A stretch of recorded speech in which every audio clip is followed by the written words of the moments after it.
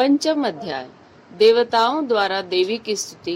चंड मुंड के मुख से अंबिका के रूप की प्रशंसा सुनकर शुंभ का उनके पास दूत भेजना और दूत का निराश लौटना। ओम। इस उत्तर चरित्र के रुद्र ऋषि हैं, महासरस्वती देवता हैं, अनुष्टुप छंद है, भीमा शक्ति है, भ्रामरी बीज है, सूर्य तत्व है और सामवेद स्वरूप है। महासरस्वती की प्रसन्नता के लिए उत्तर चरित के पाठ में इसका विनियोग किया जाता है। जो अपने कर कमलों में घंटा, शूल, हल, शंख, मूसल, चक्र, धनुष और बाण धारण करती हैं, शरद ऋतु के शोभा संपन्न चंद्रमा के समान जिनकी मनोहर कांति है, जो तीनों लोकों की आधारभूता और शुंभ आदि दैत्यों का नाश करने वाली हैं, तथा गौरी के शरीर से जिनका प्राकट्य हुआ है, उन महासरस्वती देवी का मैं निरंतर भजन करता हूँ। ऋषि कहते हैं, पूर्व काल में शुंभ और निशुंभ नामक असुरों ने अपने बल के घमंड में आकर शचीपति इंद्र के हाथ से तीनों लोकों का राज्य और यज्ञ भाग छीन लिए। वे ही दोनों सूर्य, चंद्रमा, कुबेर, यम और वरुण के अधिकार का भी उपयोग करने लगे। वायु और अग्नि का कार्य भी वे ही करने लगे। उन दोनों ने सब देवताओं को अपमानित, राज्य भ्रष्ट, पराजित तथा अधिकारहीन करके स्वर्ग से निकाल दिया। उन दोनों महान असुरों से तिरस्कृत देवताओं ने अपराजिता देवी का स्मरण किया और सोचा, जगदम्बा ने हम लोगों को वर दिया था कि आपत्ति काल में स्मरण करने पर मैं तुम्हारी सब आपत्तियों को तत्काल नाश कर दूंगी।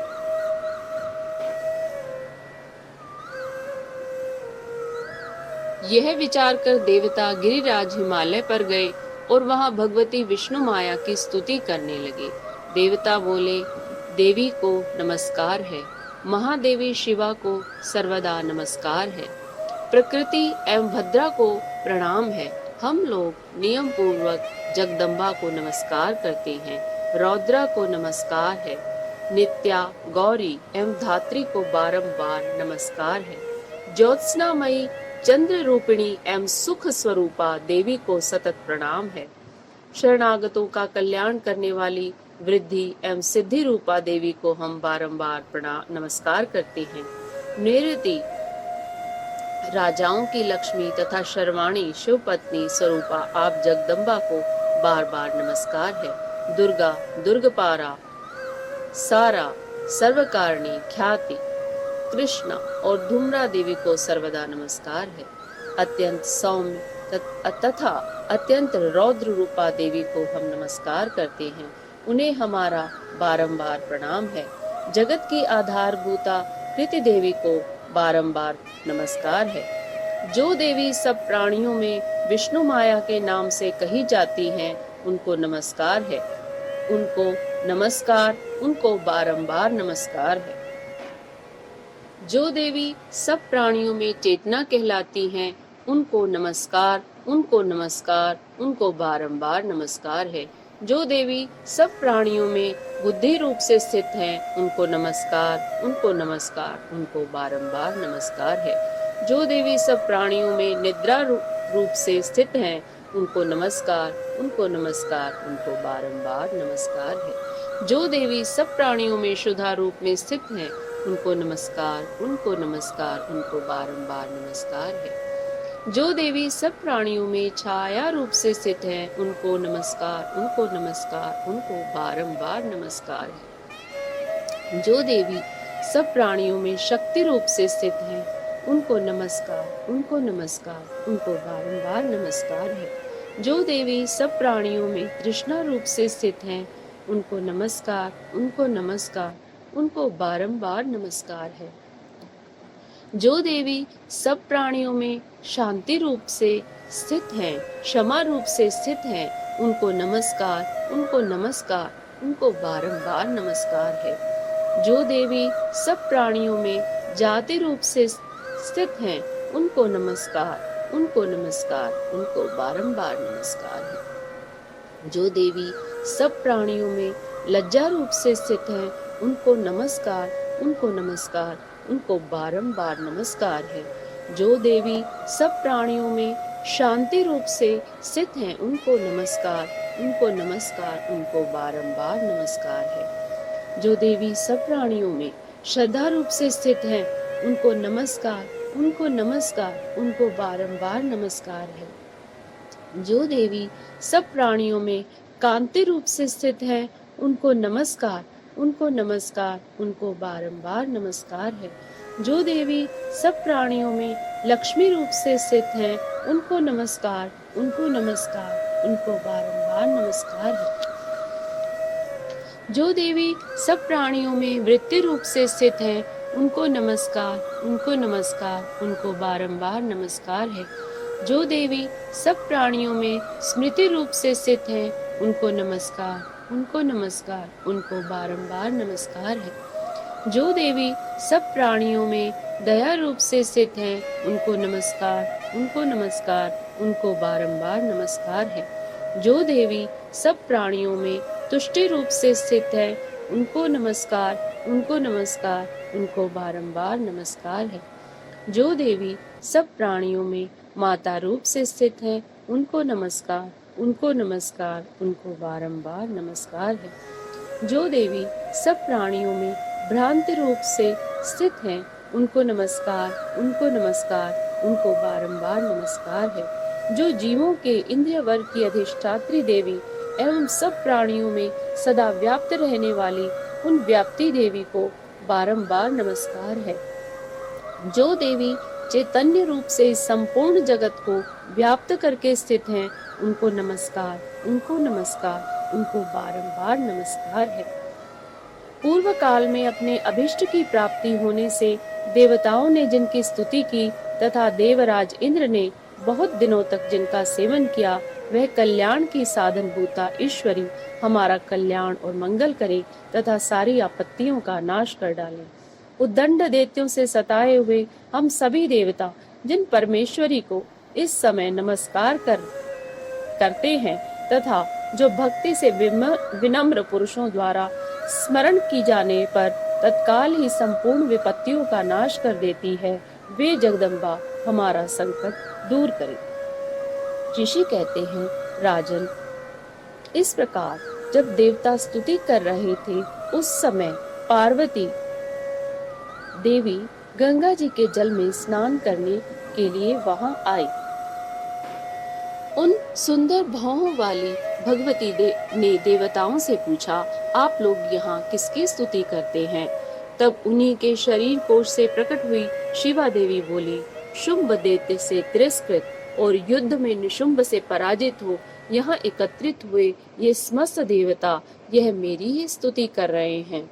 पार्वती जी के शरीर कोश से अंबिका का प्रादुर्भाव हुआ था, इसलिए वे समस्त लोकों में कौशिकी कही जाती हैं। कौशिकी के प्रकट होने के बाद पार्वती देवी का शरीर काले रंग का हो गया, अतः वे हिमालय पर रहने वाली कालिका देवी के नाम से विख्यात हुई।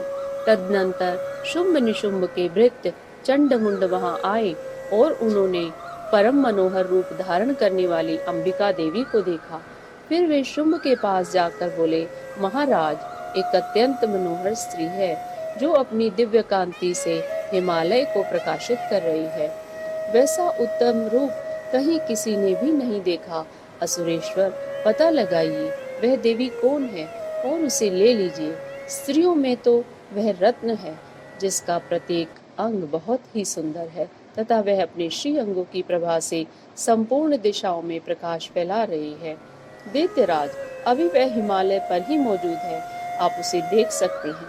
प्रभु, तीनों लोकों में मणि, हाथी और घोड़े आदि जितने भी रत्न हैं, वे सब इस समय आपके घर में शोभा पाते हैं। हाथियों में रत्नभूत ऐरावत, यह पारिजात का वृक्ष और यह उच्च श्रवा घोड़ा, यह सब आपने इंद्र से ले लिया है। हंसों से जुता हुआ यह विमान भी आपके आंगन में शोभा पाता है। यह रत्नभूत अद्भुत विमान जो पहले ब्रह्मा जी के पास था, अब आपके यहाँ लाया गया है। यह माँ पद्म नामक निधि आप कुबेर से छीन लाए हैं। समुद्र ने भी आपको किंजलकनी नाम की माला भेंट की है। जो केसरों से सुशोभित है और जिसके कमल कभी कुम्हलाते नहीं हैं। स्वर्ण की वर्षा करने वाला वरुण का छत्र भी आपके घर में शोभा पाता है, तथा यह श्रेष्ठ रथ जो पहले प्रजापति के अधिकार में था, अब आपके पास मौजूद है। दैत्येश्वर, मृत्यु की उत्क्रांतिदा नामक वाली शक्ति भी आपने छीन ली है, तथा वरुण का पाश और समुद्र में होने वाले सब प्रकार के रत्न आपके भाई निशुंभ के अधिकार में हैं। अग्नि ने भी स्वतः शुद्ध किए हुए 2 वस्त्र आपकी सेवा में अर्पित किए हैं। दैत्यराज, इस प्रकार सभी रत्न आपने एकत्र कर लिए हैं। फिर जो यह स्त्रियों में रत्न रूप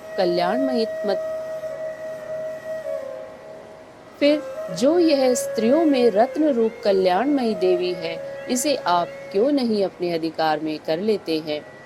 ऋषि कहते हैं, चंडमुंड का यह वचन सुनकर शुंभ ने महादैत्य सुग्रीव को दूत बनाकर देवी के पास भेजा और कहा, तुम मेरी आज्ञा से उसके सामने ये बातें कहना और ऐसा उपाय करना जिससे प्रसन्न होकर वह शीघ्र ही यहाँ आ जाए।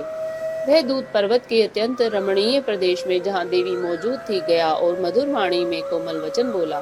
दूत बोला, देवी, दैत्यराज शुंभ इस समय तीनों लोकों के परमेश्वर हैं। मैं उन्हीं का भेजा हुआ दूत हूँ और यहाँ तुम्हारे ही पास आया हूँ। उनकी आज्ञा सदा सब देवता एक स्वर से मानते हैं, कोई उसका उल्लंघन नहीं कर सकता। वे संपूर्ण देवताओं को परास्त कर चुके हैं। उन्होंने तुम्हारे लिए जो संदेश दिया है उसे सुनो। संपूर्ण त्रिलोकी मेरे अधिकार में है, देवता भी मेरी आज्ञा के अधीन चलते हैं। संपूर्ण यज्ञों के भागों को मैं ही पृथक पृथक भोगता हूँ। तीनों लोकों में जितने श्रेष्ठ रत्न हैं, वे सब मेरे अधिकार में हैं। देवराज इंद्र का वाहन ऐरावत, जो हाथियों में रत्न के समान है, मैंने छीन लिया है। शीर्ष सागर का मंथन करने से जो अश्वरत्न उच्च श्रवा प्रकट हुआ था, उसे देवताओं ने मेरे पैरों पर पड़कर समर्पित किया है। सुंदरी, उनके सिवा और भी जितने रत्नभूत पदार्थ देवताओं, गंधर्वों और नागों के पास थे, वे सब मेरे ही पास आ गए हैं। देवी, हम लोग तुम्हें संसार की स्त्रियों में रत्न मानते हैं, अतः तुम हमारे पास आ जाओ, क्योंकि रत्नों का उपभोग करने वाले हम ही हैं। चंचल कटाक्षों वाली सुंदरी, तुम मेरी या मेरे भाई महापराक्रमी निशुंभ की सेवा में आ जाओ, क्योंकि तुम रत्न स्वरूपा हो। मेरा वर्ण करने से तुम्हें तुलना रहित महान ऐश्वर्य की प्राप्ति होगी। अपनी बुद्धि से यह विचार कर तुम मेरी पत्नी बन जाओ। ऋषि कहते हैं, दूत के यूं कहने पर कल्याणमयी भगवती दुर्गा देवी, जो इस जगत को धारण करती हैं, मन ही मन गंभीर भाव से मुस्कुराई और इस प्रकार बोली। देवी ने कहा, दूत, तुमने सत्य कहा, इसमें तनिक भी मिथ्या नहीं है। शुंभ तीनों लोकों का स्वामी है और निशुंभ भी उसी के समान पराक्रमी है, किंतु इस विषय में मैंने जो प्रतिज्ञा कर ली है उसे मिथ्या कैसे करूं? मैंने अपनी अल्प बुद्धि के कारण पहले से जो प्रतिज्ञा कर रखी है उसे सुनो। जो मुझे संग्राम में जीत लेगा, जो मेरे अभिमान को चूर्ण कर देगा तथा संसार में जो मेरे समान बलवान होगा, वही मेरा स्वामी होगा। इसलिए शुंभ अथवा महादैत्य निशुंभ स्वयं ही यहाँ पधारे और मुझे जीत कर शीघ्र ही मेरा पाणी ग्रहण कर ले। इसमें विलंब की क्या आवश्यकता है? दूत बोला, देवी, तुम घमंड में भरी हो, मेरे सामने ऐसी बातें ना करो। तीनों लोकों में कौन ऐसा पुरुष है जो शुंभ निशुंभ के सामने खड़ा हो सके? देवी, अन्य दैत्यों के सामने भी सारे देवता युद्ध में नहीं ठहर सकते, फिर तुम अकेली स्त्री होकर कैसे ठहर सकती हो? जिन शुंभ आदि दैत्यों के सामने इंद्र आदि सब देवता भी युद्ध में खड़े नहीं हुए, उनके सामने तुम स्त्री होकर कैसे जाओगी? इसलिए तुम मेरे कहने से शुंभ निशुंभ के पास चली आओ। ऐसा करने से तुम्हारे गौरव की रक्षा होगी, अन्यथा जब वे केश पकड़कर घसीटेंगे तब तुम अपनी प्रतिष्ठा खोकर जाना पड़ेगा। देवी ने कहा, तुम्हारा कहना ठीक है, शुंभ बलवान है और निशुंभ भी बड़े पराक्रमी है, किंतु क्या करूं? मैंने पहले बिना सोचे समझे प्रतिज्ञा कर ली है, अतः अब तुम जाओ। मैंने तुमसे जो कुछ कहा वह सब दैत्यराज से आदर पूर्वक कहना, फिर वे जो उचित जान पड़े करें। षष्ठो अध्याय धूम्रलोचन वध ध्यानम। मैं सर्वज्ञेश्वर भैरव के अंक में निवास करने वाली परमोत्कृष्ट पद्मावती देवी का चिंतन करता हूँ। वे नागराज के आसन पर बैठी हैं। नागों के फणों से सुशोभित होने वाली मणियों की विशाल माला से उनकी देहलता उद्भासित हो रही है। सूर्य के समान उनका तेज है, 3 नेत्र उनकी शोभा बढ़ा रहे हैं। वे हाथों में माला, कुंभ, कपाल और कमल लिए हुए हैं तथा उनके मस्तक में अर्धचंद्र का मुकुट सुशोभित है। ऋषि कहते हैं, देवी का यह कथन सुनकर दूत को बड़ा अमर्ष हुआ और उसने दैत्यराज के पास जाकर सब समाचार विस्तार पूर्वक कह सुनाया।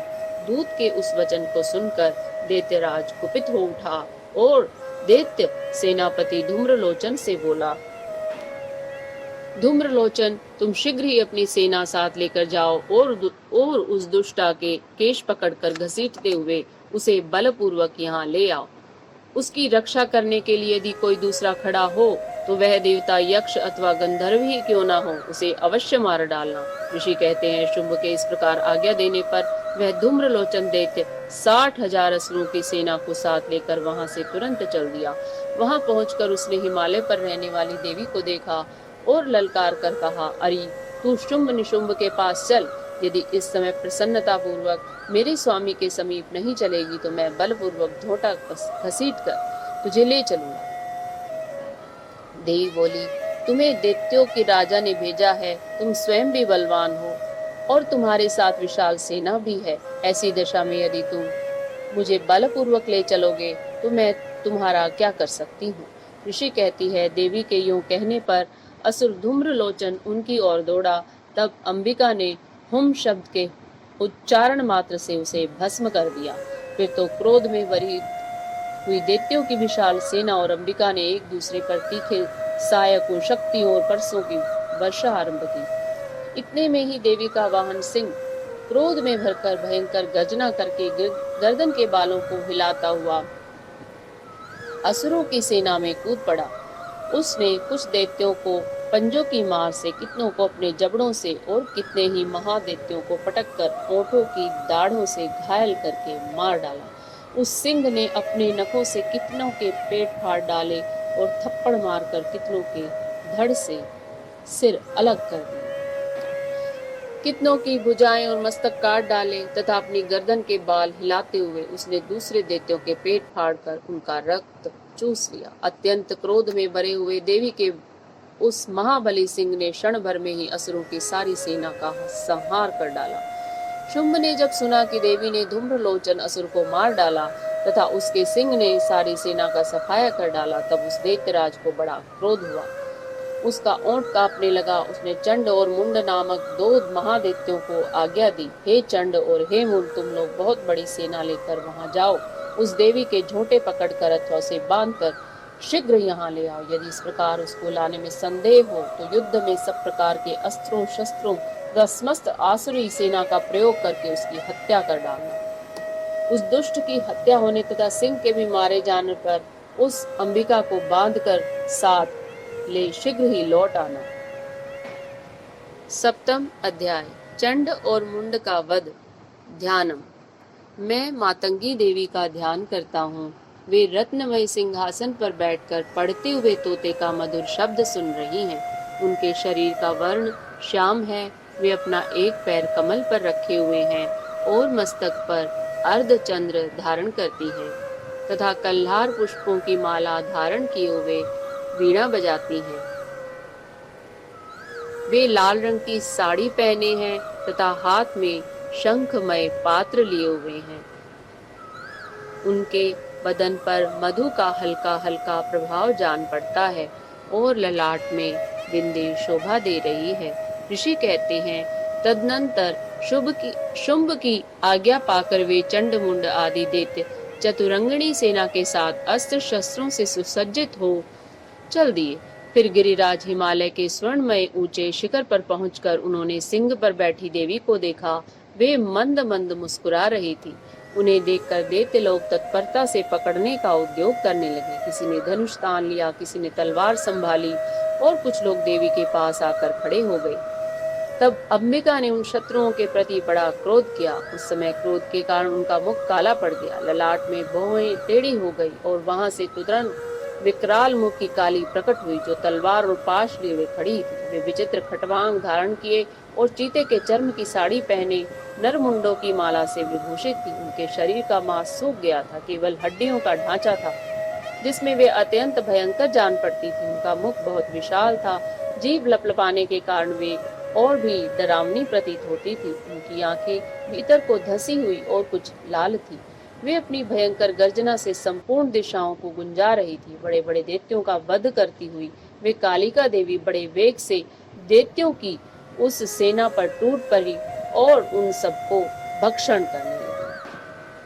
वे पार्श्व रक्षकों, अंकुशधारी महावतों, योद्धाओं और घंटा सहित कितने ही हाथियों को एक ही हाथ से पकड़कर मुंह में डाल लेती थी। इसी प्रकार घोड़े, रथ और सारथी के साथ रथी सैनिकों को मुंह में डालकर वे उन्हें बड़े भयानक रूप से चबा डालती थी।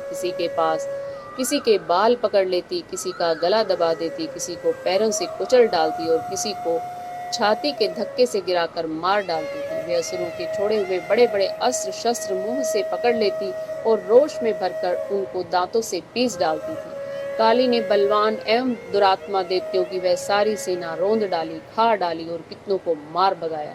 कोई तलवार के घाट उतारे गए, कोई खटवांग से पीटे गए और कितने ही असुर दांतों के अग्रभाग से कुचले जाकर मृत्यु को प्राप्त हुए। इस प्रकार देवी ने असुरों की उस सारी सेना को क्षण भर में मार गिराया।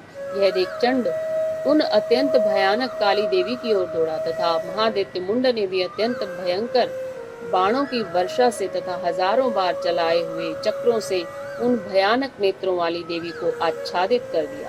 वे अनेकों चक्र देवी के मुख में समाते हुए ऐसे जान पड़े मानो सूर्य के बहुतेरे मंडल बादलों के उदर में प्रवेश कर रहे हों। तब भयंकर गर्जना करने वाली काली ने अत्यंत रोष में भरकर विकट अट्टहास किया।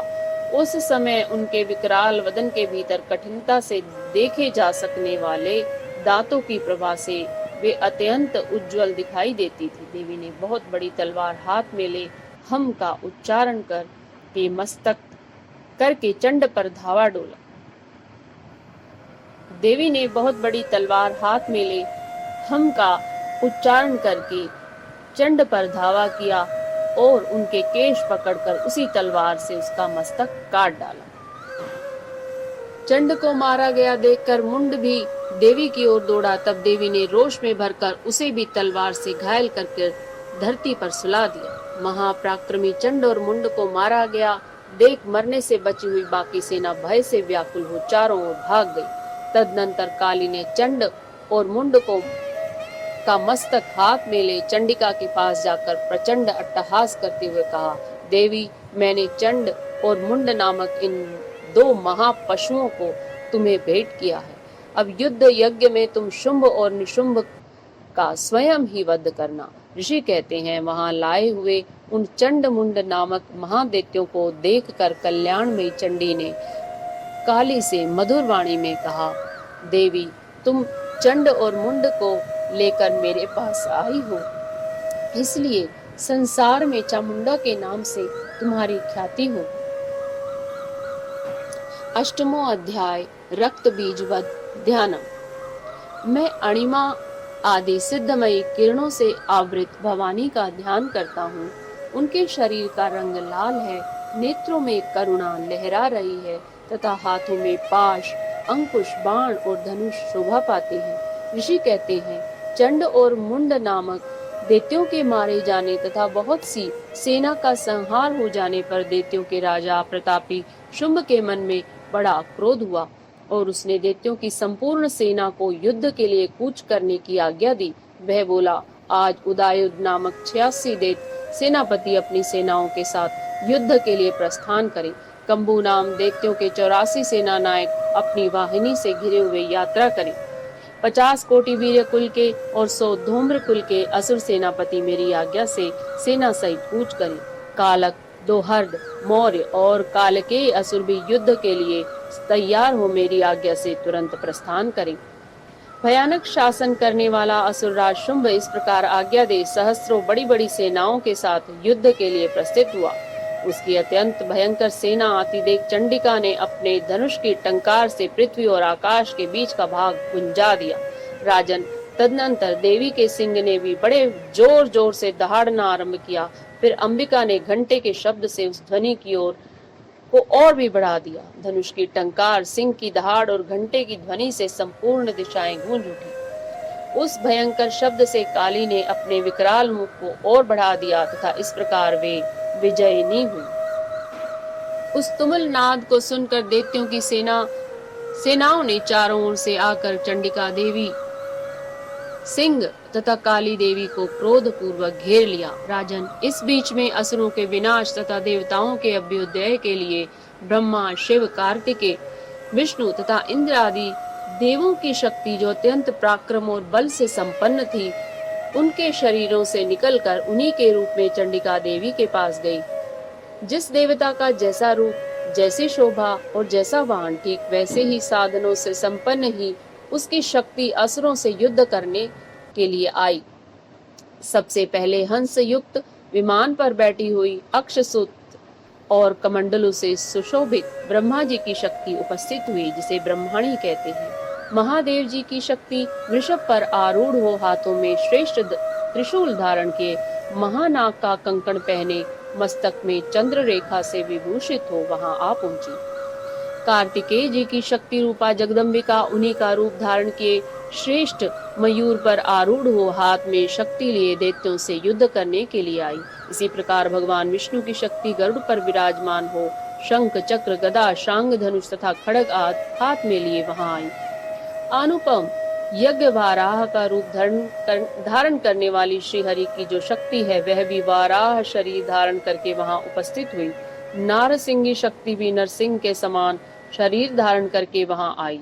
उसकी गर्दन के बालों के झटके से आकाश के तारे बिखर पड़ते थे।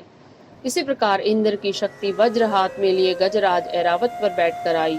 उसके भी सहस्त्र नेत्र थे। इंद्र का जैसा रूप है वैसा ही उसका भी था।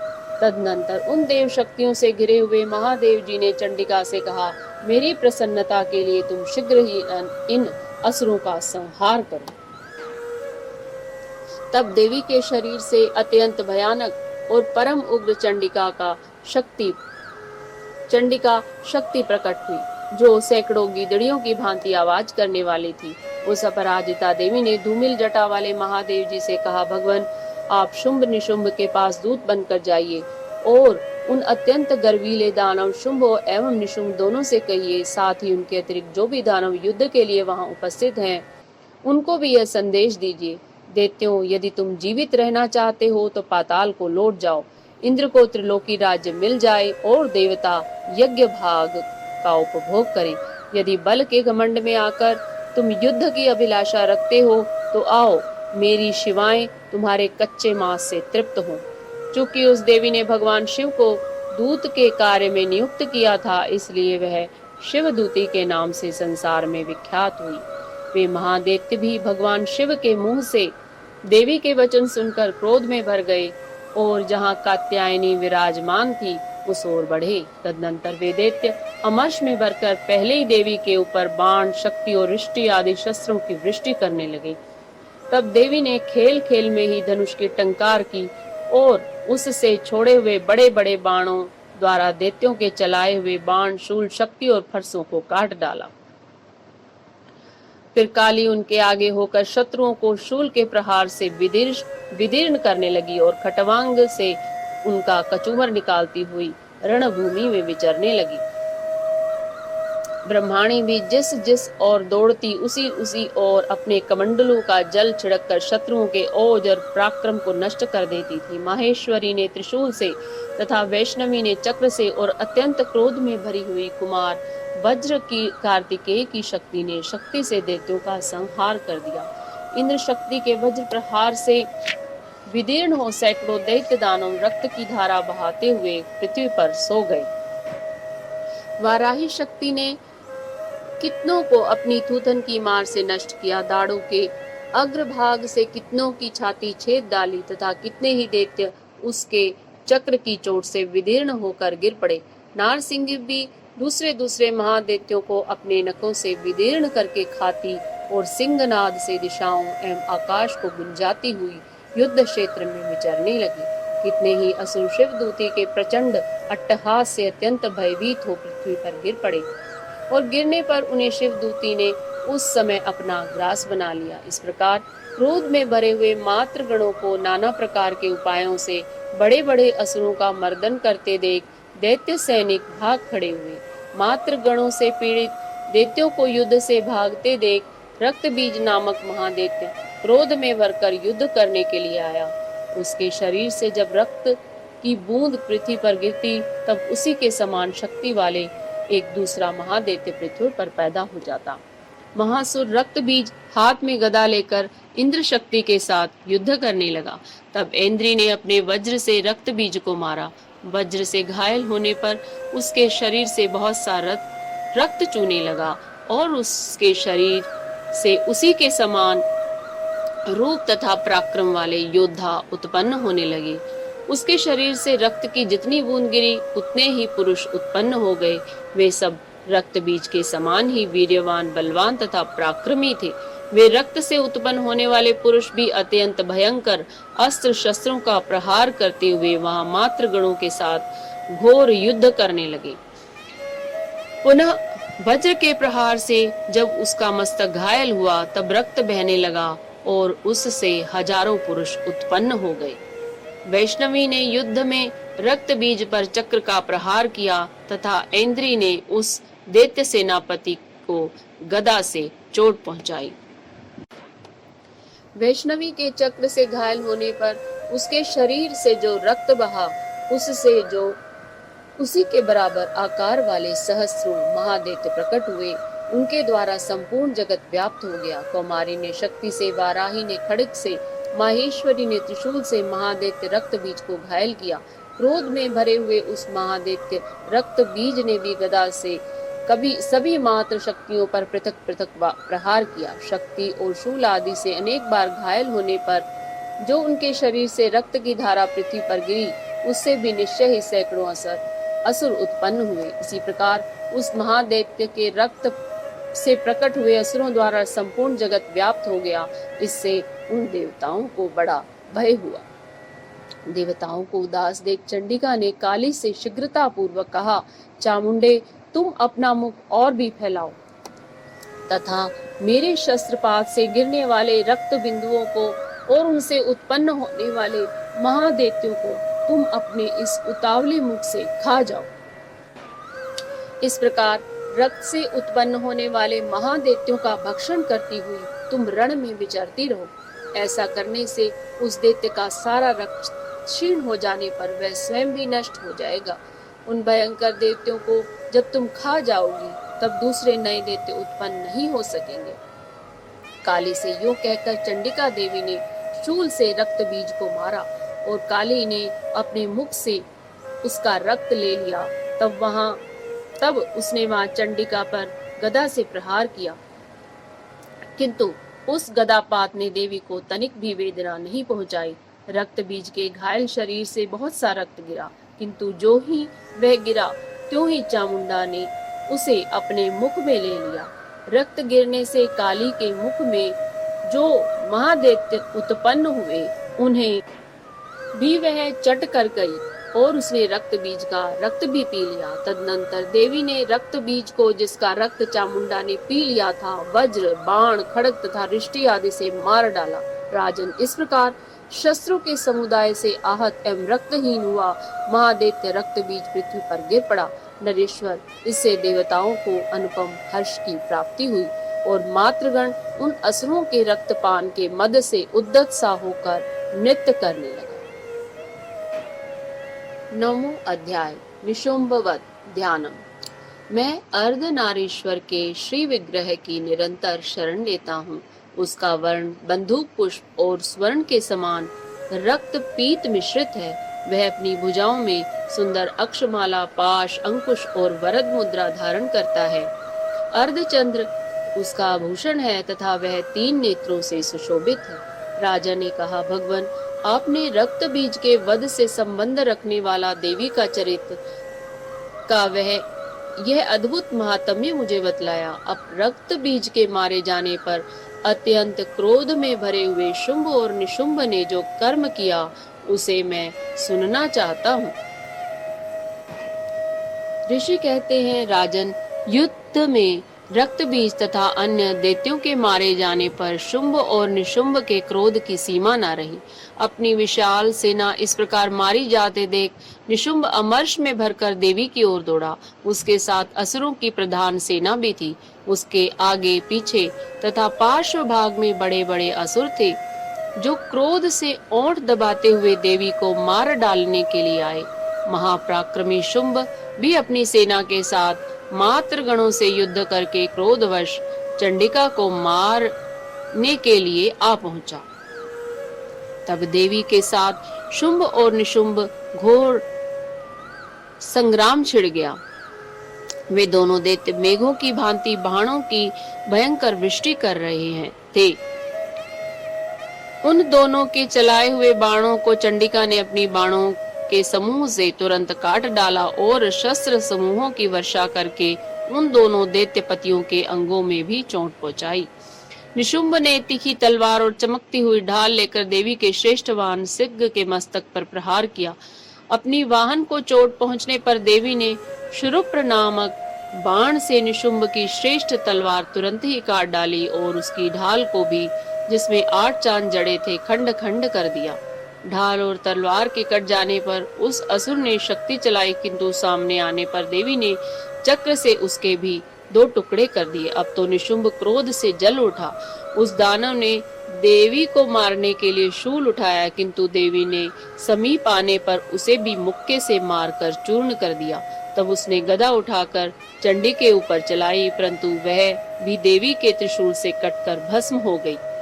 तदनंतर दैत्यराज निशुंभ को फरसा हाथ में लेकर आते थे।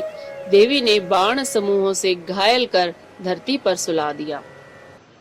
उस भयंकर महापराक्रमी भाई निशुंभ के धराशायी हो जाने पर शुंभ को बड़ा क्रोध हुआ और अंबिका का वध करने के लिए वह आगे बढ़ा। रथ पर बैठे बैठे ही उत्तम आयुधों से सुशोभित अपनी बड़ी बड़ी 8 अनुपम भुजाओं से समूचे आकाश को ढककर वह अद्भुत शोभा पाने लगा। उसे आते देख देवी ने शंख बजाया और धनुष की प्रत्यंचा भी अत्यंत दुस्सह शब्द किया। साथ ही अपने घंटे के शब्द से, जो समस्त दैत्य सैनिकों का तेज नष्ट करने वाला था, संपूर्ण दिशाओं को व्याप्त कर दिया। तदनंतर सिंह ने भी अपनी दहाड़ से, जिसे सुनकर बड़े बड़े गजराजों का महान मद दूर हो जाता था, आकाश, पृथ्वी और 10 दिशाओं को गुंजा दिया। फिर काली ने आकाश में उछलकर अपने दोनों हाथों से पृथ्वी पर आघात किया। उससे ऐसा भयंकर शब्द हुआ जिससे पहले के सभी शब्द शांत हो गए। तत्पश्चात शिवदूती ने दैत्यों के लिए अमंगलजनक अट्टहास किया। उन शब्दों को सुनकर समस्त असुर डर ठर्रा उठे, किंतु शुंभ को बड़ा क्रोध हुआ। उस समय देवी ने जब शुंभ को लक्ष्य करके कहा, ओ दुरात्मन, खड़ा रहे, खड़ा रहे। तभी आकाश में खड़े हुए देवता बोल उठे, जय हो, जय हो। शुंभ ने वहां आकर ज्वालाओं से युक्त अत्यंत भयानक शक्ति चलाई। अग्निमय पर्वत के समान आती हुई उस शक्ति को देवी ने बड़े भारी लूक से दूर हटा दिया। उस समय शुंभ के सिंहनाद से तीनों लोग गूंज उठे। राजन, उसकी प्रतिध्वनि से वज्रपात के समान भयानक शब्द हुआ, जिसने अन्य सब शब्दों को जीत लिया। शुंभ के चलाए हुए बाणों के देवी ने और देवी के चलाए हुए बाणों के शुंभ ने अपने भयंकर बाणों द्वारा सैकड़ों और हजारों टुकड़े कर दिए। तब क्रोध में भरी हुई चंडिका ने शुंभ को शूल से मारा। उसके आघात से मूर्छित हो वह पृथ्वी पर गिर पड़ा। इतने में ही निशुंभ को चेतना हुई और उसने धनुष हाथ में लेकर बाणों द्वारा देवी, काली तथा सिंह को घायल कर डाला। फिर उसने दैत्यराज ने 10,000 बाहें बनाकर चक्रों के प्रहार से चंडिका को आच्छादित कर दिया। तब दुर्गम पीड़ा का नाश करने वाली भगवती दुर्गा ने कुपित होकर अपने बाणों से उन चक्रों तथा बाणों को काट गिराया। यह देख निशुंभ दैत्य सेना के साथ चंडिका का वध करने के लिए हाथ में गदा ले बड़े वेग से दौड़ा। उसके आते ही चंडी ने तीखी धार वाली तलवार से उसकी गदा को शीघ्र ही काट डाला। तब उसने शूल हाथ में ले लिया। देवताओं को पीड़ा देने वाले निशुंभ को शूल हाथ में ले लिया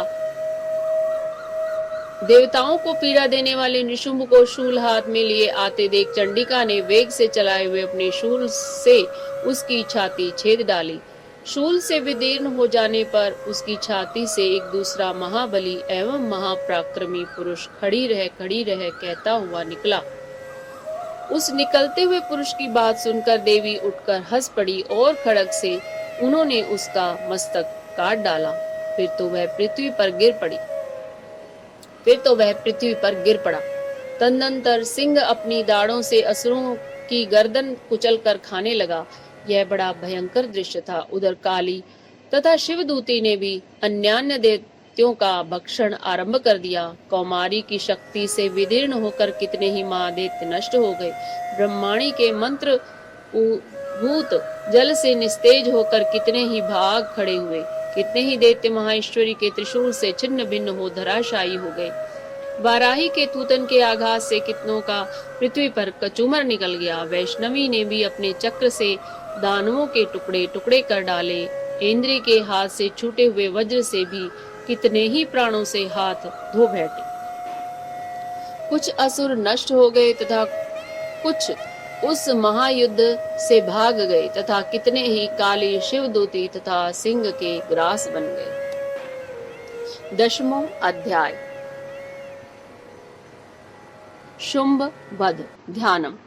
मैं मस्तक पर अर्ध चंद्र धारण करने वाली शिव शक्ति स्वरूपा भगवती कामेश्वरी का हृदय में चिंतन करता हूँ। वे तपाए हुए स्वर्ण के समान सुंदर हैं। सूर्य, चंद्रमा और अग्नि, ये ही इन तीन उनके नेत्र हैं तथा वे अपने मनोहर हाथों में धनुष, बाण, अंकुश, पाश और शूल धारण किए हुए हैं। ऋषि कहते हैं, राजन, अपने प्राणों के समान प्यारे भाई निशुंभ को मारा गया देख तथा सारी सेना का संहार होता जान शुंभ ने कुपित होकर कहा, दुष्ट दुर्गे, तो बल के अभिमान में आकर झूठ मूठ का घमंड ना दिखा। तू बड़ी माननी बनी हुई है, किंतु दूसरी स्त्रियों के बल का सहारा लेकर लड़ती है। देवी बोली, ओ दुष्ट, मैं अकेली ही हूँ। इस संसार में मेरे सिवा दूसरी कौन है? देख, ये मेरी ही विभूतियां हैं, अतः मुझ में ही प्रवेश कर रही हैं। तदनंतर ब्रह्माणी आदि समस्त देवियां अंबिका देवी के शरीर में लीन हो गई। उस समय केवल अंबिका देवी ही रह गई। देवी बोली, मैं अपनी ऐश्वर्य शक्ति से अनेक रूपों में यहाँ उपस्थित हुई थी।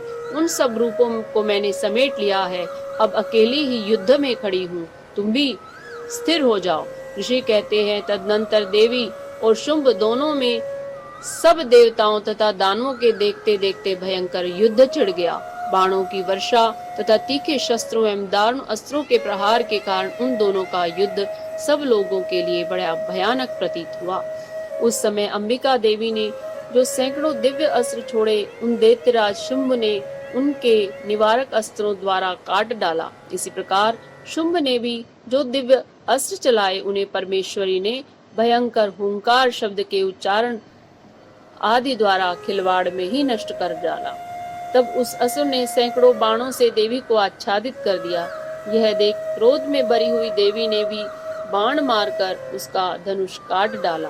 धनुष कट जाने पर फिर दैत्यराज ने शक्ति हाथ में ली, किंतु देवी ने चक्र से उसके हाथ की शक्ति को भी काट गिराया। तत्पश्चात दैत्यों के स्वामी शुंभ ने 100 चांद वाली चमकती हुई ढाल तथा तलवार हाथ में ले उस समय देवी पर धावा किया। उसके आते ही चंडिका ने अपने धनुष से छोड़े हुए तीखे बाणों द्वारा उसकी सूर्य किरणों के समान उज्जवल ढाल और तलवार को तुरंत काट दिया। फिर उस मां दैत्य के घोड़े और सारथी मारे गए। धनुष तो पहले ही कट चुका था। अब उसने अंबिका को मारने के लिए उद्यत हो भयंकर मुदगर हाथ में लिया। ये उसे आते देख देवी ने अपने तीक्ष्ण बाणों से उसका मुदगर भी काट डाला। तिस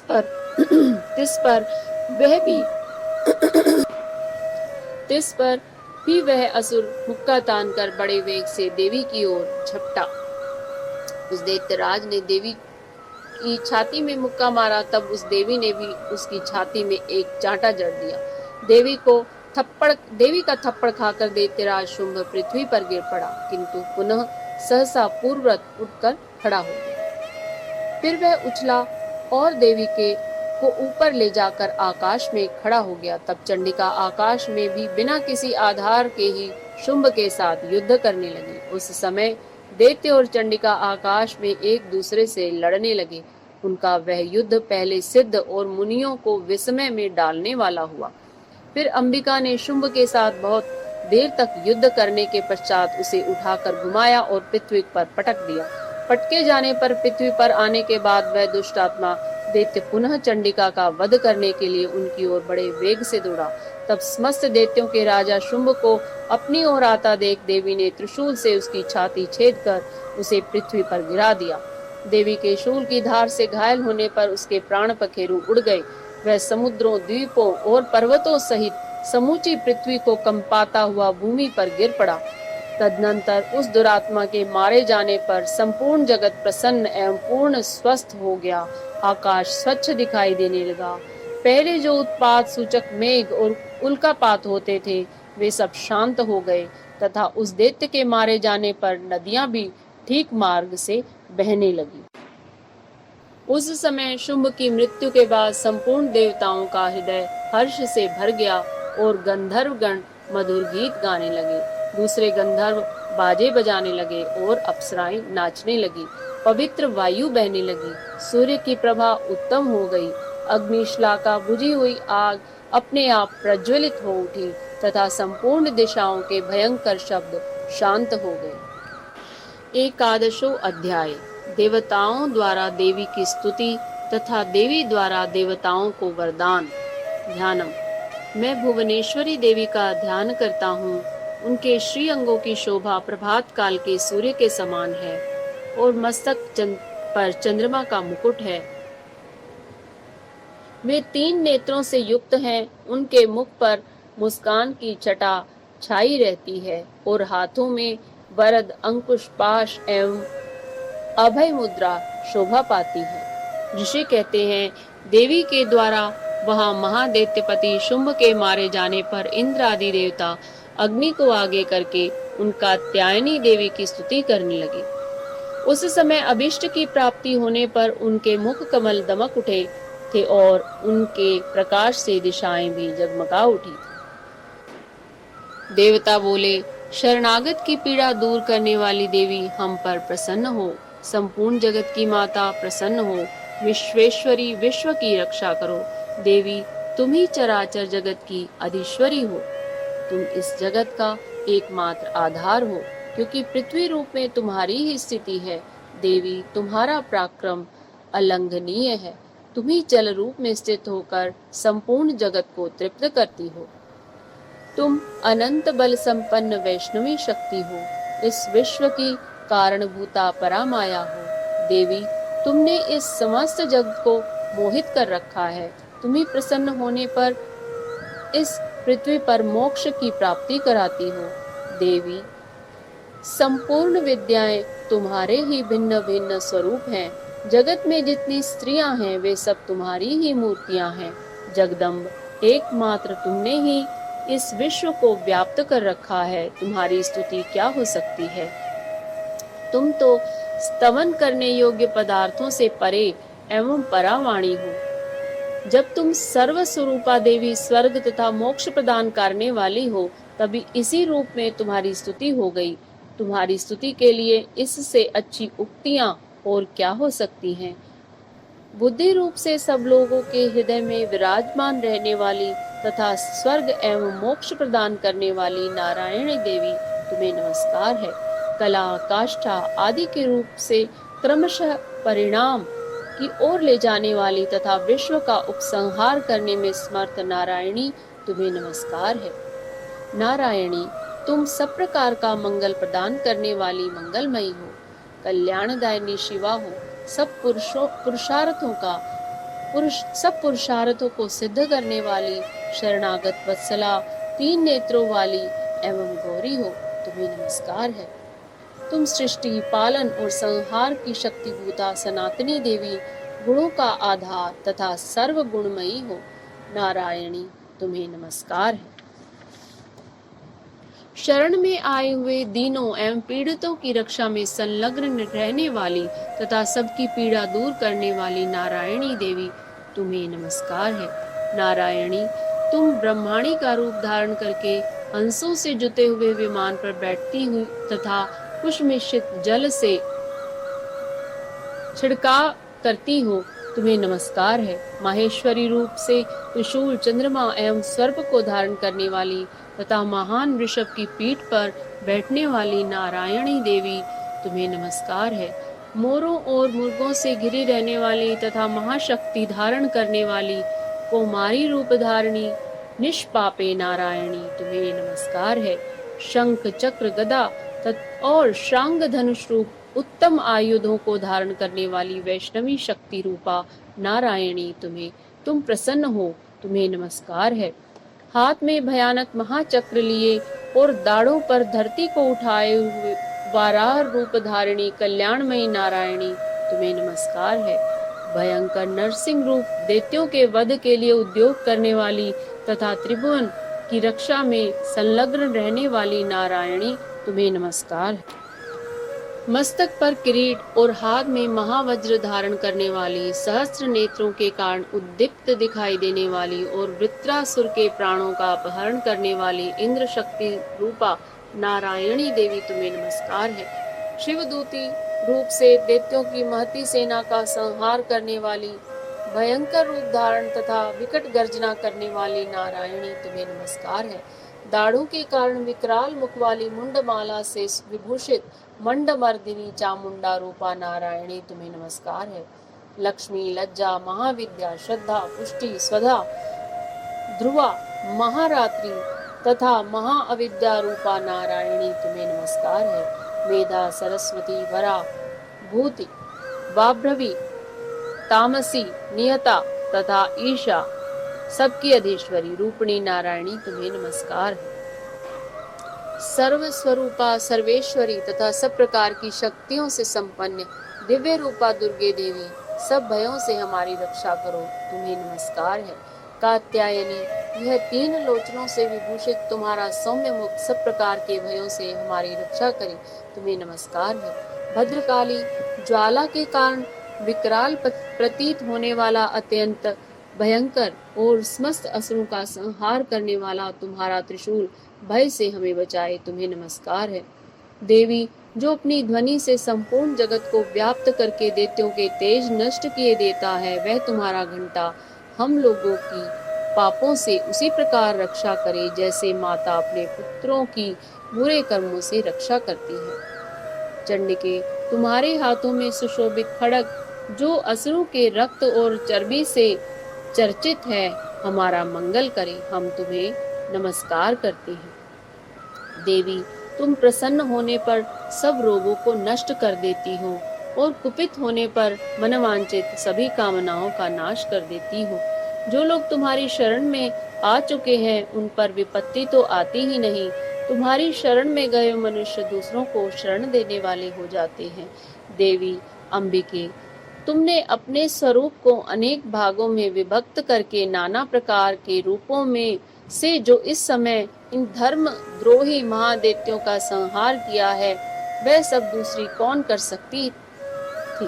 विद्याओं में ज्ञान को प्रकाशित करने वाले शास्त्रों में तथा आदि वाक्यों में तुम्हारा सिवा और किसका वर्णन है। विद्याओं में ज्ञान को प्रकाशित करने वाले शास्त्रों में तथा आदि वाक्यों वेदों में तुम्हारे सिवा और किसका वर्णन है, तथा तुमको छोड़कर दूसरी कौन ऐसी शक्ति है जो इस विश्व को अज्ञानमय घोर अंधकार से परिपूर्ण ममता रूपी गड्ढे में निरंतर भटका रही हो।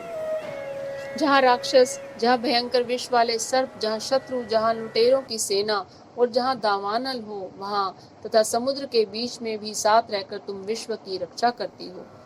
विश्वेश्वरी, तुम विश्व का पालन करती हो, विश्व रूपा हो, इसलिए संपूर्ण विश्व को धारण करती हो। तुम भगवान विश्वनाथ की भी वंदनीय हो। जो लोग भक्ति पूर्वक तुम्हारे सामने मस्तक झुकाते हैं, वे संपूर्ण विश्व को आश्रय देने वाले होते हैं। देवी प्रसन्न हो, जैसे इस समय असुरों का वध करके तुमने शीघ्र ही हमारी रक्षा की है, उसी प्रकार सदा हमें शत्रुओं के भय से बचाओ। संपूर्ण जगत का पाप नष्ट कर दो और उत्पात एवं पापों के फलस्वरूप प्राप्त होने वाले महामारी आदि बड़े बड़े उपद्रवों को शीघ्र दूर करो। विश्व की पीड़ा दूर करने वाली देवी, हम तुम्हारे चरणों पर पड़े हुए हैं, हम पर प्रसन्न हो। त्रिलोकी निवासियों की पूजनीय परमेश्वरी, सब लोगों को वरदान दो। देवी बोली, देवताओं, मैं वर देने को तैयार हूँ। तुम्हारे मन में जिसकी इच्छा हो वह वर मांग लो। संसार के लिए उस उपकारक वर को मैं अवश्य दूंगी। देवता बोले, सर्वेश्वरी, तुम इसी प्रकार तीनों लोकों की समस्त बाधाओं को शांत करो और हमारे शत्रुओं का नाश करती रहो। देवी बोली, देवताओं, वे वस्वत मनवंतर के 28वें युग में शुंभ और निशुंभ नामक दो अन्य दैत्य महादैत्य उत्पन्न होंगे। तब मैं नंदगोप के घर में उनकी पत्नी यशोदा के गर्भ से अवतीर्ण हो विंध्याचल में जाकर रहूंगी और उक्त दोनों असुरों का नाश करूंगी। फिर अत्यंत भयंकर रूप से पृथ्वी पर अवतार ले मैं विप्रचित्त नामक वाले दानवों का वध करूंगी। उन भयंकर महादैत्यों को भक्षण करते समय मेरे दांत अनार के फूल की भांति लाल हो जाएंगे। तब स्वर्ग में देवता और मृत्युलोक में मनुष्य सदा मेरी स्तुति करते हुए मुझे रक्तदंतिका कहेंगे। फिर जब पृथ्वी पर 100 वर्षों के लिए वर्षा रुक जाएगी और पानी का अभाव हो जाएगा, उस समय मुनियों के स्तवन करने पर मैं पृथ्वी पर अयोनिजा रूप में प्रकट होंगी और 100 नेत्रों से मुनियों को देखूंगी। अतः मनुष्य शताक्षी इस नाम से मेरा कीर्तन करेंगे। देवताओं, उस समय मैं अपने शरीर से उत्पन्न हुए शाकों द्वारा समस्त संसार का भरण पोषण करूंगी। जब तक वर्षा नहीं होगी तब तक वे शाक ही सबके प्राणों की रक्षा करेंगे। ऐसा करने के कारण पृथ्वी पर शाकंभरी के नाम से मेरी ख्याति होगी। उसी अवतार में मैं दुर्गम नामक महादैत्य का वध भी करूंगी। इससे मेरा नाम दुर्गा देवी के रूप में प्रसिद्ध हो। फिर मैं जब भीम रूप धारण करके मुनियों की रक्षा के लिए हिमालय पर रहने वाले राक्षसों का भक्षण करूंगी, उस समय सब मुनि भक्ति से नतमस्तक होकर मेरी स्तुति करेंगे।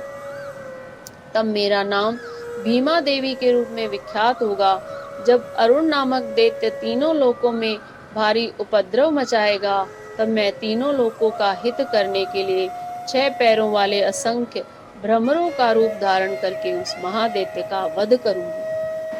उस समय सब लोग भ्रामरी के नाम से चारों ओर मेरी स्तुति करेंगे। इस प्रकार जब जब संसार में दानवी बाधा उत्पन्न उपस्थित होगी, तब तब अवतार लेकर मैं शत्रुओं का संहार करूंगी। 12वां अध्याय, देवी चरित्रों के पाठ का महात्म्य। ध्यानम। मैं 3 नेत्रों वाली दुर्गा देवी का ध्यान करता हूँ। उनके श्री अंगों की प्रभा बिजली के समान है। वे सिंह के कंधे पर बैठी हुई भयंकर प्रतीत होती हैं। हाथों में तलवार और ढाल लिए अनेक कन्याएं उनकी सेवा में खड़ी हैं। वे अपने हाथों में चक्र, गदा, तलवार, ढाल, बाण, धनुष, पाश और तर्जनी मुद्रा धारण किए हुए हैं। उनका स्वरूप अग्निमय है तथा वे माथे पर चंद्रमा का मुकुट धारण करती हैं। देवी बोली, देवताओं, जो एकाग्रचित होकर प्रतिदिन इन स्तुतियों से मेरा स्तवन करेगा, उसकी सारी बाधा मैं निश्चय ही दूर कर दूंगी। जो मधुकैटभ का नाश, महिषासुर का वध तथा शुंभ निशुंभ के संहार के प्रसंग का पाठ करेंगे तथा अष्टमी, चतुर्दशी और नवमी को भी जो एकाग्रचित हो भक्ति पूर्वक मेरे उत्तम महात्म्य का श्रवण करेंगे, उन्हें कोई पाप नहीं छू सकेगा। उन पर पाप जनित आपत्तियां भी नहीं आएंगी। उनके घर में कभी दरिद्रता नहीं होगी तथा उनको कभी प्रेमी जनों के विछोह का कष्ट भी नहीं भोगना पड़ेगा। इतना ही नहीं, उन्हें उनके शत्रु लुटेरों से, राजा से, शस्त्र से, अग्नि से तथा जल की राशि से भी कभी भय नहीं होगा। इसलिए सबको एकाग्रचित होकर भक्ति पूर्वक मेरे इस महात्म्य को सदा पढ़ना और सुनना चाहिए। यह परम कल्याणकारक है। मेरा मातम्य महामारी जनित समस्त उपद्रवों तथा आध्यात्मिक आदि तीनों प्रकार के उत्पातों को शांत करने वाला है। मेरे जिस मंदिर में प्रतिदिन विधि पूर्वक मेरे इस मातम्य का पाठ किया जाता है, उस स्थान को मैं कभी नहीं छोड़ती। वहाँ सदा ही मेरा सन्निधान बना रहता है। बलिदान, पूजा, होम तथा महोत्सव के अवसरों पर मेरे इस चरित्र का पूरा पूरा पाठ और श्रवण करना चाहिए। ऐसा करने पर मनुष्य विधि को जानकर या बिना जाने भी मेरे लिए जो बलि, पूजा या होम आदि करेगा, उसे मैं बड़ी प्रसन्नता के साथ ग्रहण करूंगी। शरद काल में जो वार्षिक महापूजा की जाती है, उस अवसर पर जो मेरे इस मातम्य को भक्ति पूर्वक सुनेगा, वह मनुष्य मेरे प्रसाद से सब बाधाओं से मुक्त तथा धन, धान्य एवं पुत्र से संपन्न होगा। इसमें तनिक भी संदेह नहीं है। मेरे इस मातम्य, मेरे प्रादुर्भाव की सुंदर कथाएं तथा युद्ध में किए हुए मेरे पराक्रम सुनने से मनुष्य निर्भय हो जाता है। मेरे मातम्य का श्रवण करने वाले पुरुषों के शत्रु नष्ट हो जाते हैं, उन्हें कल्याण की प्राप्ति होती है, उनका कुल आनंदित रहता है।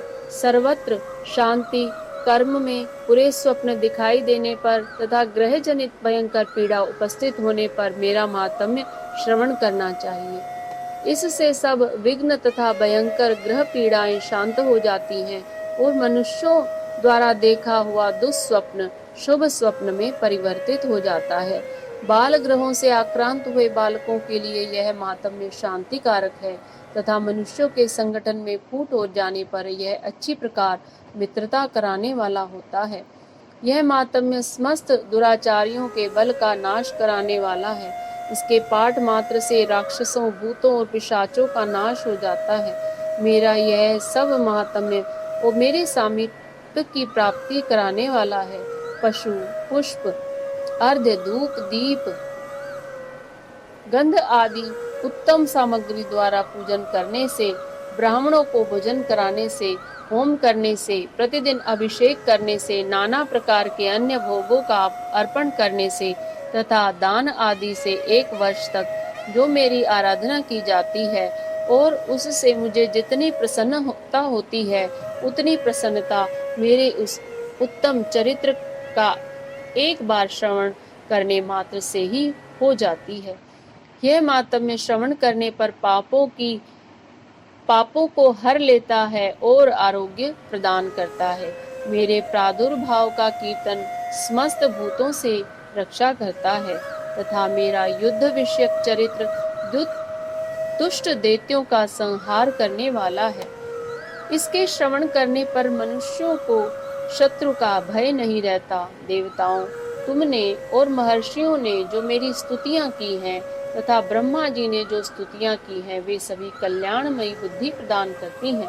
वन में, सूने मार्ग में अथवा दावानल से घिरे जाने पर, निर्जन स्थान में लुटेरों के दांव में पड़ जाने पर या शत्रुओं से पकड़े जाने पर अथवा जंगल में सिंह, व्याघ्र या जंगली हाथियों के पीछा करने पर, कुपित राजा के आदेश से वध या बंधन के स्थान में ले जाने पर अथवा महासागर में नाव पर बैठने के बाद भारी तूफान से नाव के डगमग होने पर और अत्यंत भयंकर युद्ध में शस्त्रों का प्रहार होने पर अथवा वेदना से पीड़ित होने पर, किम बहुना सभी भयानक बाधाओं के उपस्थित होने पर जो मेरे इस चरित्र का स्मरण करता है, वह मनुष्य संकट से मुक्त हो जाता है। मेरे प्रभाव से सिंह आदि हिंसक जंतु नष्ट हो जाते हैं तथा लुटेरे और शत्रु भी मेरे चरित्र का स्मरण करने वाले पुरुष से दूर भागते हैं। ऋषि कहते हैं, यो कहकर प्रचंड पराक्रम वाली भगवती चंडिका सब देवताओं के देखते देखते वहीं अंतर्ध्यान हो गई। फिर समस्त देवता भी शत्रुओं के मारे जाने से निर्भय हो पहले की भांति यज्ञ भाग का उपभोग करते हुए अपने अपने अधिकार का पालन करने लगे। संसार का विध्वंस करने वाले महाभयंकर अतुल पराक्रमी देवशत्रु शुंभ तथा महाबली निशुंभ के युद्ध में देवी द्वारा मारे जाने पर शेष दैत्य पाताल लोक में चले गए। राजन, इस प्रकार भगवती अंबिका देवी नित्य होती हुई भी पुनः पुनः प्रकट होकर जगत की रक्षा करती हैं। वे ही इस विश्व को मोहित करती हैं, वे ही इस जगत को जन्म देती हैं तथा वे ही प्रार्थना करने पर संतुष्ट हो विज्ञान एवं समृद्धि प्रदान करती हैं। राजन, महाप्रलय के समय महामारी का स्वरूप धारण करने वाली वे महाकाली ही इस समस्त ब्रह्मांड में व्याप्त हैं। वे ही समय समय पर महामारी होती और वे ही स्वयं अजन्मा होती हुई भी सृष्टि के रूप में प्रकट होती हैं। वे सनातनी देवी ही समयानुसार संपूर्ण भूतों की रक्षा करती हैं। मनुष्यों के अभ्युदय के समय वे ही घर में लक्ष्मी के रूप में स्थित हो उन्नति प्रदान करती हैं और वे ही अभाव के समय दरिद्रता बनकर विनाश का कारण होती हैं। पुष्प, धूप और गंध आदि से पूजन करके उनकी स्तुति करने पर वे धन, पुत्र, धार्मिक बुद्धि तथा उत्तम गति प्रदान करती हैं। त्रयोदश अध्याय सुरत और वैश्य को देवी का वरदान। ध्यानम। जो उदय काल के सूर्यमंडल की सी कांति धारण करने वाली है, जिनके 4 भुजाएं और 3 नेत्र हैं तथा जो अपने हाथों में पाश, अंकुश, वर एवं अभय की मुद्रा धारण की रहती है, उन शिवा देवी का मैं ध्यान करता हूँ। ऋषि कहते हैं, राजन, इस प्रकार मैंने तुमसे देवी के उत्तम महात्म्य का वर्णन किया जो इस जगत को धारण करती हैं। उन देवी का ऐसा ही प्रभाव है। वे ही विद्या ज्ञान उत्पन्न करती हैं। भगवान विष्णु की महामाया स्वरूपा उन भगवती के द्वारा ही तुम ये वैश्य तथा अन्यान्य विवेकी जन मोहित होते हैं, मोहित हुए हैं तथा आगे भी होते होंगे। महाराज, तुम उन्हीं परमेश्वरी की शरण में जाओ। आराधना करने पर वे ही मनुष्यों को भोग, स्वर्ग तथा मोक्ष प्रदान करती हैं। मार्कंडेय जी कहते हैं, क्रोष्टकी जी, मेधा मुनि के ये वचन सुनकर राजा सुरत ने उत्तम व्रत का पालन करने वाले उन महाभाग महर्षि को प्रणाम किया। वे अत्यंत ममता और राज्यापहरण से बहुत खिन्न हो चुके थे। महामुनि इसलिए विरक्त होकर वे राजा तथा वैश्य तत्काल तपस्या को चले गए और वे जगदम्बा के दर्शन करने के लिए नदी के तट पर रहकर तपस्या करने लगे। वे वैश्य उत्तम देवी सूक्त का जप करते हुए तपस्या में प्रवृत्त हुए। वे दोनों नदी के तट पर देवी की मिट्टी की मूर्ति बनाकर पुष्प, धूप और हवन आदि द्वारा उनकी आराधना करने लगे।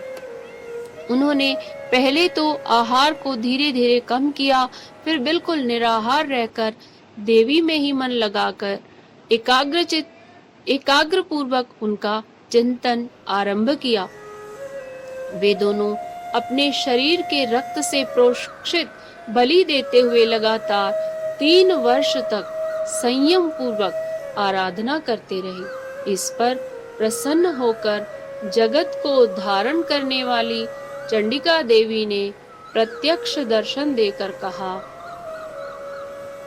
देवी बोली, राजन तथा अपने कुल को आनंदित कराने वाले वैश्य, तुम लोग जिस वस्तु की अभिलाषा रखते हो वह मुझसे मांगो, मैं संतुष्ट हूँ, अतः तुम्हें वह सब कुछ दूंगी। मार्कंडेय जी कहते हैं, तब राजा ने दूसरे जन्म में नष्ट न होने वाला राज्य मांगा तथा इस जन्म में भी शत्रुओं की सेना को बलपूर्वक नष्ट करके पुनः अपना राज्य प्राप्त कर लेने का वरदान मांगा। वैश्य का चित्त संसार की ओर से खिन्न एवं विरक्त हो चुका था और वे बड़े बुद्धिमान थे, अतः उस समय उन्होंने तो ममता और अहंता रूप आसक्ति का नाश करने वाला ज्ञान मांगा। देवी बोली, राजन, तुम थोड़े ही दिनों में शत्रुओं को मारकर अपना राज्य प्राप्त कर लोगे। अब वहां तुम्हारा राज्य स्थिर रहेगा। फिर मृत्यु के पश्चात तुम भगवान विवस्वान सूर्य के अंश से जन्म लेकर इस पृथ्वी पर सावर्णी के मनु नाम से विख्यात होगे। वेश्वर्य, तुमने भी जिस वर की मुझसे प्राप्त करने की इच्छा की है उसे देती हूँ। तुम्हें मोक्ष के लिए ज्ञान प्राप्त होगा। मार्कंडेय जी कहते हैं, इस प्रकार उन दोनों को मनोवांछित वरदान देकर तथा उनके द्वारा भक्ति पूर्वक अपनी स्तुति सुनकर देवी अंबिका तत्काल अंतर्ध्यान हो गई। इस तरह देवी से वरदान पाकर क्षत्रियों में श्रेष्ठ सुरत सूर्य से जन्म ले सावर्णी नामक मनु होंगे। जय माता।